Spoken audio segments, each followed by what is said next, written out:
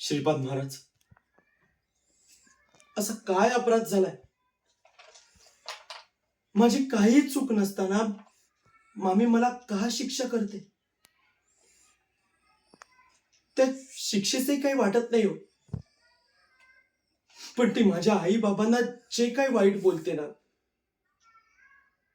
ते मला मुळीच आवडत नाही.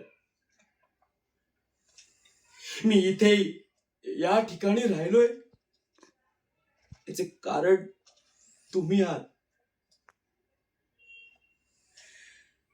आणि मामा आणि आणि रमणी सुद्धा. मामा आणि रमणी नेहमी माझ्या मदतीला धावून येतात. आणि तुम्ही महाराज, तुम्ही दिलेल्या बिब्याने मला खूप बरं वाटलं.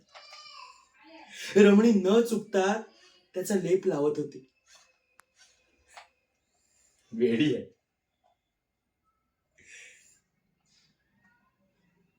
नरसिंह, असं तर नसेल ना?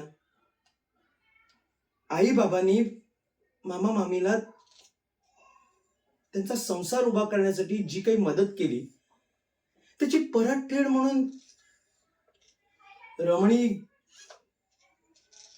माझ्यावर प्रेम तर करत नसेल ना? नाही, तसं नसेल. पण पण असेल तर तिला या ओझ्यातून मोकळे करायला हवे.